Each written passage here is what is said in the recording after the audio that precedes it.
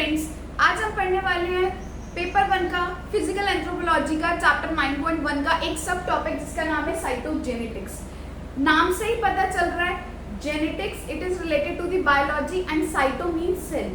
तो कोई भी टॉपिक पढ़ने से पहले हमें पहले पता होना चाहिए कि हम क्या क्या सब टॉपिक्स उस पर इमेजिन कर सकते हैं या क्या क्या सब टॉपिक्स हम एग्जाम में उसको लिख सकते हैं।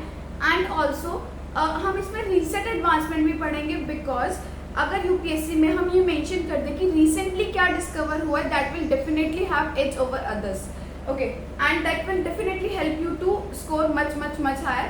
First, before starting cytogenetics, these are the subtopics which we are going to study today. First definition, we will try to analyze what is basically cytogenetics is. Principle, what is basic principle behind the cytogenetics? Why we are studying this in the anthropology? Techniques. What are the techniques which we use while doing cytogenetics? And there are the new advancement which is made during this applications. How can we use this cytogenetics in the real life world? Also, we will study how recently transforms are discovered with the help of cytogenetics. We will study what are the advantages of cytogenetics and what are some limitations, because every coin has two faces, and if there are some advantages, there are some limitations also. So we will study about this. Okay, and let's start with this. Cyto, नाम से ही पता चल रहा है cell, cell के अंदर chromosome. अब आपको क्वेश्चन आएगा, अब जो नॉन साइंस बैकग्राउंड से, व्हाट इज क्रोमोसोम? क्रोमोसोम क्या होता है? हमने बचपन से 10th क्लास में हमने पढ़ लिया था कि ये हमारे पास सेल है, सेल के अंदर एक न्यूक्लियस होता है और न्यूक्लियस के अंदर हमारे पास डीएनए होता है। तो जो ये डीएनए होता है ना, ये DNA that is basically form the chromosomes. अब आप बोलोगे कि इस क्रोमोसोम का फंक्शन क्या है, क्रोमोसोम होते क्यों हैं, क्रोमोसोम क्यों होते हैं? अगर हम इसको नॉर्मल उसमें शो करें तो क्रोमोसोम ऐसे शो करते हैं, दिस इज सेंट्रोमेयर। सेंट्रोमेयर क्या है? एक सेंटर पार्ट है जिससे क्रोमैटिड्स जो है वो जुड़े हुए हैं, और यहाँ पे एक छोटा सा पोर्शन होता है, इसको टीलोमेयर कहते हैं। This is the structure of chromosome. इस क्रोमोसोम की स्ट्रक्चर स्टडी को हम साइटोजेनेटिक्स कहते हैं। बेसिकली अब आप बोलोगे कि हम क्रोमोसोम पढ़ क्यों रहे हैं, क्या रेलेवेंस है इस क्रोमोसोम का?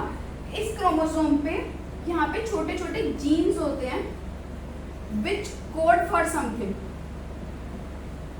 कैसे कोड करते हैं? हम, मेरा हेयर का कलर ब्लैक है ना, मेरी आईज का कलर ब्लैक है, ये सब यही इस जीन्स पे होता है। ये जो क्रोमोसोम है इस जीन पे होता है। आपका कलर अगर ब्राउन है हेयर्स का, तो वो इस जीन पे ऐसा है कि आपका, जिसकी वजह से कलर जो है वो ब्राउन हो गया है। This is the chromosome and these are the genes. Genes are the which are responsible for the traits और the characters which we are seeing. Like for example, if I'm short heighted, these genes is responsible. If you can see my color fair or dark, genes are responsible for this, है ना?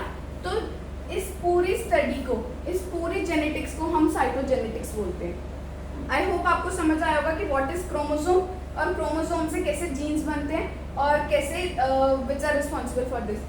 इस पूरे चीज पे आपका basically 9.1 जो है वो बेस्ड है, because now we will study genetic counselling, genetic therapy, gene therapy basically. तो ये जेनेटिक इंजीनियरिंग, ये सब जो जितने भी कॉन्सेप्ट्स हैं ये इस जीन पे बेस्ड है। तो you should know what is chromosome and what is jeans.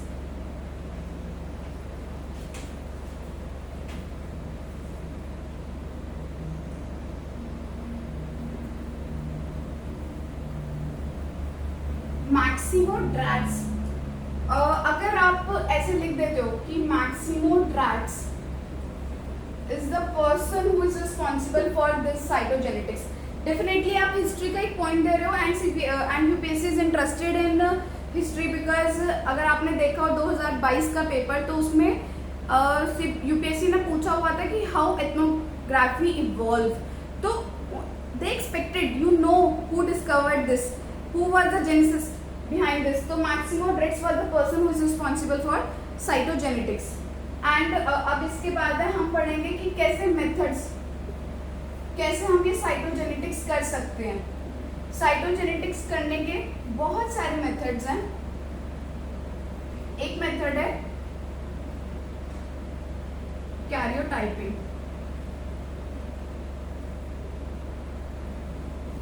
दूसरा है FISH fluorescent in situ hybridization, and third है CGH comparative genetic hybridization. Karyotyping एक अलग से टॉपिक भी है और इसी में हम समझने की कोशिश करते हैं। बेसिकली कैरियोटाइपिंग में क्या होता है, हम ये क्या समझ आया, हम ये कर क्या रहे, क्रोमोसोम था, क्रोमोसोम की जो जीन्स है उसको कोड करने की कोशिश कर रहे हैं, उसको समझने की कोशिश कर रहे हैं। तो कैरियोटाइपिंग में क्या होता है कि जितने भी क्रोमोसोम्स होते हैं उसको एक लाइन में साइज वाइज बड़े से छोटा उस लाइन में लगा के उसकी स्टडी को हम कैरियोटाइपिंग कहते हैं। बेसिकली क्रोमोसोम हमारी बॉडी के अंदर 23 पेयर ऑफ क्रोमोसोम्स होते हैं, जिसमें से 22 ऑटोसोमल होते हैं और जो 1 है वो सेक्स क्रोमोसोम है। तो 22 क्रोमोसोम जो है वो ऑटोसोमल क्रोमोसोम्स हैं, 1 जो है वो सेक्स क्रोमोसोम है। ये जो 22 क्रोमोसोम हैं ये ऐसे स्ट्रक्चर्स में लगते हैं।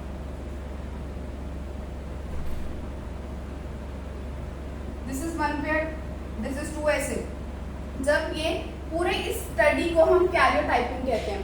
कैरियोटाइपिंग कैसे करते हैं, इसको अरेंज कैसे करते हैं, ये होता कैसे है, हम एक सेल लेते हैं, सेल के अंदर उसे एक मटेरियल में रखते हैं and that material is not important for you, material में रखते हैं और उसको मेटाफेज स्टेज पे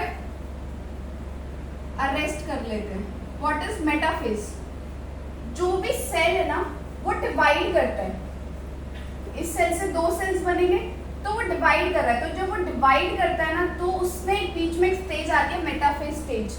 तो इस मेटाफेज स्टेज पे अरेस्ट करके हम इस पूरे स्ट्रक्चर को पढ़ते हैं, जिसको हम ईडियोग्राम भी बोलते हैं, ईडियोग्राफ। इसको हम पूरे स्ट्रक्चर को पढ़ते हैं, दैट इज कैरियोटाइपिंग। इसमें पूरी स्टडी हो रही है, पता चलता है कि जो आपका जो क्रोमोसोम है वो सही है, सही तरीके से है या नहीं है, जो बेसिकली होना चाहिए वैसा है या नहीं है, दैट इज कैरियोटाइपिंग।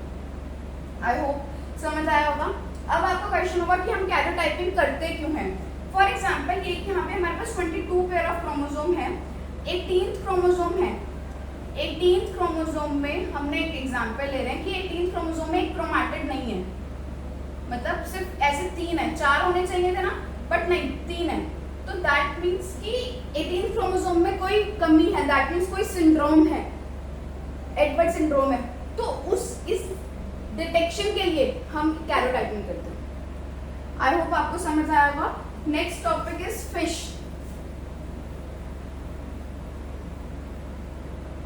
फिश में क्या होता है, ये fluorescent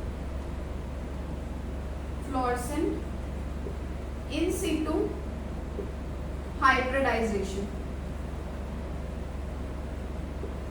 fluorescent in situ hybridization इसकी फुल फॉर्म है। इसमें क्या होता है कि ना जो हमने अभी जीन पढ़े थे ना, तो वो ऐसे कोड करते हैं ATGC, ऐसे लिखा होता है उसपे कुछ कुछ। वो जो जीन था हमारा, जो हमने ऐसे देखा था कि ये हमारा जीन है, तो इस पे ना कुछ कुछ लिखा होता है, वो ऐसे लिखा होता है ATGC। ये 4 बेस पेयर्स है जो हम रिपीटेडली आते हैं। तो क्या करते हैं, हम एक जीन का पार्ट लिया और जो होना चाहिए, फॉर एग्जाम्पल एक नॉर्मल ह्यूमन बीइंग है, नॉर्मल ह्यूमन बीइंग के अंदर ये एक सीरीज होनी चाहिए थी बॉडी के अंदर, ठीक है। बट हमने एक सेगमेंट ऑफ क्रोमोसोम लिया, उसका ये है, हम इस वाला जो नॉर्मल सीरीज होनी चाहिए उसको यहाँ पे भेजेंगे, तो हम क्या देखेंगे कि जो होना चाहिए वो नहीं है, दैट मीन्स वो बाइंड नहीं हो पा रहा, वो बाइंड नहीं हो पाएगा तो वो शो करेगा, दैट इज फ्लोरेसेंट। फ्लोरेसेंट मतलब जो दिखता है, क्या जो होना चाहिए वो नहीं है, ना होने की वजह से वो शो करेगा कि यहाँ पे हमारी बाइंडिंग नहीं हो पाई है, तो that is fluorescent in situ hybridization. Third हमारे पास आता है कंपैरेटिव जेनेटिक हाइब्रिडाइजेशन।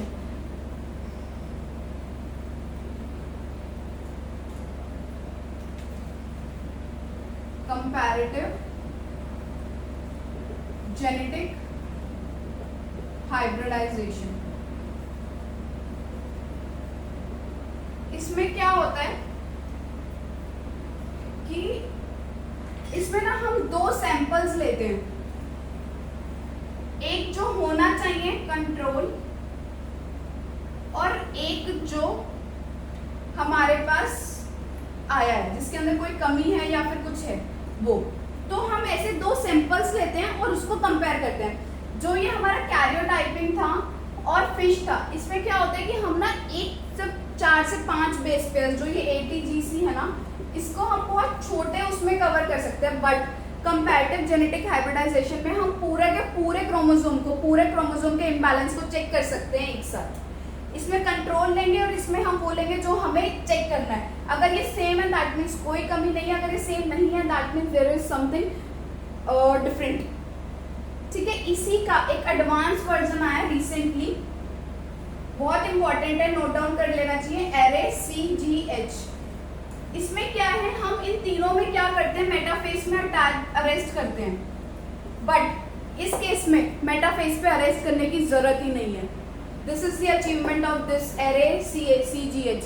इसमें इन तीनों में ये कमी थी कि मेटाफेज पे अरेस्ट करने की जरूरत है, इसमें नहीं करना पड़ता। इसका जो डिटेक्टिबिलिटी रेट है ना, अगर किसी भी चिल्ड्रन में मेंटल रिटार्डेशन को अगर हमें डिटेक्ट करना है तो इसके अंदर 10 to 20% चांसेस हैं कि हम सही से डिटेक्ट कर लेंगे as compare to other technique जिसमें सिर्फ हम 3 से 5% करते हैं। और ये बहुत इनएक्सपेंसिव और इजी प्रोसेस है जिसको हम बहुत जल्दी कर सकते हैं। तो this is the new advancement which is made recently in cytogenetics. तो अब ऐसे यूपीएससी को आदत है ट्रिक करने की, 10 नंबर के क्वेश्चन में बेसिकली 20 मार्क्स में वो इतना ट्रिक नहीं करता है, बट आपसे ऐसी 10 नंबर में पूछ ले what is array CGC, comparative genetic hybridization, sorry CGH। हाँ, तो आप पहले तो सोचने ही लग जाओगे कि ये टॉपिक कहाँ से आया, ये कहीं से नहीं, साइटोजेनेटिक्स से है। यूपीएससी ने बहुत टाइम से साइटोजेनेटिक्स पे क्वेश्चन पूछा भी नहीं है, तो ये एक one of the important topic है। ठीक है, अब इसके बाद हम पढ़ते हैं एप्लीकेशंस। अगर अच्छा हाँ, सिर्फ एक ही क्वेश्चन आ जाए ऐसे एरे CGH, तो इसको हम कैसे लिखेंगे वो बताते हैं। पहले हम इसको इंट्रोड्यूस करेंगे। इंट्रोड्यूस कैसे करेंगे कि साइटोजेनेटिक्स जो है वो एक जेनेटिक्स है जिसके अंदर हम इस टेक्निक को यूज करते हैं टू स्टडी द क्रोमोसोम्स।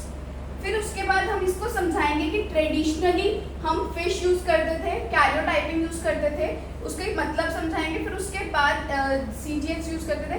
फिर उसके बाद हम समझाएंगे कि what is array CGH।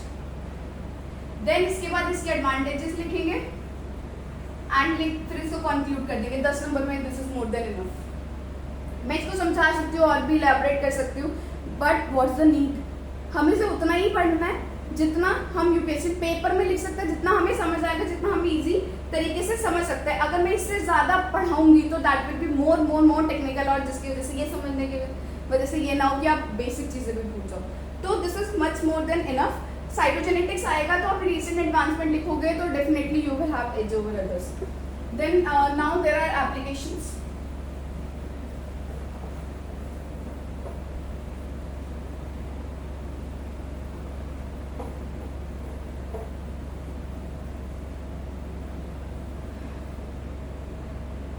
Applications में बहुत इंपॉर्टेंट एप्लीकेशन है इसकी डायग्नोसिस। मैं बार बार बोल रही हूँ, कोई डायग्नोस करना है कोई भी डिसीज, तो डायग्नोसिस ऑफ क्रोमोसोमल एबेरेशंस। क्रोमोसोमल एबेरेशंस, अगर आप 9.4 देखो तो उसमें आपके बहुत सारी डिसीज दे रखी है, क्लेनफेल्टर, टर्नर्स, डाउन्स, एडवर्ड। ओके, ये सब जो डिसीज है वो हम साइटोजेनेटिक्स की हेल्प से डिटेक्ट कर सकते हैं। Chromosomal analysis is part of cytogenetics itself. Karyotyping जो मैंने बताया वो भी एक अलग से टॉपिक है, कैरियोटाइपिंग आपके इसी सिलेबस में, that is also part of cytogenetics जो हमने पढ़ा था। तो उसके अंदर भी जो एप्लीकेशंस लिखनी है आपको यही एप्लीकेशंस लिखोगे, that is diagnosis of chromosomal aberrations. Aneuploid, इसके सब पार्ट्स हैं। Aneuploidy, what is aneuploidy? That is extra chromosome, presence of extra chromosome. हमारे पास मैंने अभी हमने क्या पढ़ा कि हमारे पास 23 पेयर ऑफ क्रोमोसोम्स हैं। तो अगर कोई भी एक क्रोमोसोम एक्स्ट्रा प्रेजेंट होता है तो उसको हम एनुप्लॉइडी कहते हैं। तो we can detect aneuploidy through this, that is Down syndrome. Down syndrome is 21st chromosome की एक extra pair copy, 21st chromosome जो है उसकी एक पेयर कॉपी होती है, ठीक है। फ्रेजाइल एक्स सिंड्रोम डिटेक्ट कर सकते हैं। What is this fragile x syndrome? एक ऐसा क्रोमोसोम, जैसे ये क्रोमोसोम है, ये फ्रेजाइल है, मतलब कि ये ढीला ढाला है, कि कभी भी टूट सकता है, that is fragile x syndrome. इसको हम साइटोजेनेटिक्स की हेल्प से डिटेक्ट कर सकते हैं। तीसरी इसकी एप्लीकेशन है, कोई डिलीशन है, इंसर्शन है या म्यूटेशन है। बेसिकली वैसे इस सबकी डिटेल 9.4 में है, बट मैं अभी बता देती हूँ। क्या होता है कि क्रोमोसोम है, इसमें से कोई पार्ट डिलीट हो गया तो हम इसे डिटेक्ट कर सकते हैं। कोई एक्स्ट्रा पार्ट आके ऐड हो गया, इंसर्ट, तो हम बता सकते हैं। Mutation is single change, basically जैसे ATGC हमने पढ़ा, तो यहाँ पे ये होना चाहिए, बट इसकी जगह अगर T आ गया तो दैट इज म्यूटेशन। तो म्यूटेशन, इनसे हम साइटोजेनेटिक्स से डिटेक्ट कर सकते हैं। दूसरा, कैंसर सेल्स डिटेक्ट करने में बहुत ज़्यादा हेल्पफुल हो रही है AML, acute myeloid leukaemia. Leukaemia is a type of a cancer. तो कैंसर सेल्स को डिटेक्ट करने में और कैंसर सेल्स को स्टडी करने में साइटोजेनेटिक्स जो है बहुत ज़्यादा हेल्प कर रही है।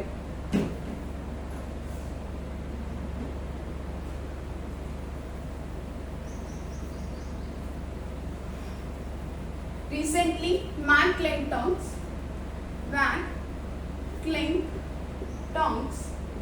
ये लिख लो, बहुत रिसेंट है, मुझे एग्जैक्ट डेट याद नहीं है। तो ट्रांसपोन्स डिस्कवर किए थे उन्होंने। What are transposons? Transposons basically क्या होता है कि एक क्रोमोसोम का ऐसा पार्ट जो इधर से इधर शिफ्ट हो जाए और कुछ नया जो है वो परफॉर्म करे। ये ट्रांसपोन्स हमारी बॉडी के अंदर ही प्रेजेंट होते हैं। इन्होंने वीक पे स्टडी करा है, ये वो साइटोजेनेटिक्स की हेल्प से किया है, ठीक है। क्या होता है ट्रांसपोन्स की? कोई भी एक ऐसा स्ट्रक्चर, क्रोमोसोम का कोई भी एक ऐसा पार्ट वो किसी और लोकेशन पे चला जाए और डिफरेंटली बिहेव करे, उसको हम ट्रांसपोन्स कहते हैं। That is not harmful but beneficial, that is transposons. ये हमारी रिसेंटली स्टडी हुई है। इसके बाद हमने एप्लीकेशंस पढ़ ली है, 3 एप्लीकेशंस पढ़ी है हमने।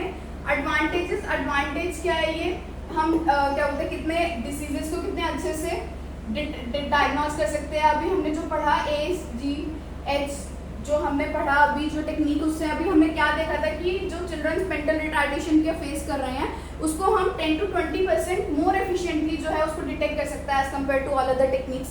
दिस इज एन एडवांटेज और an application also. Cancer cells को डिटेक्ट करने में हेल्प कर रहा है, this is an advantage. Limitations क्या है कि लिमिटेशंस ये है कि हम पूरे के पूरे जो क्रोमोसोम है उसकी स्टडी एक साथ नहीं कर सकते, टेक्निकल एरर होने के चांसेस बहुत ज़्यादा है। These are some limitations. I hope आपको समझ आया होगा। कोई भी डाउट है तो प्लीज़ पूछना।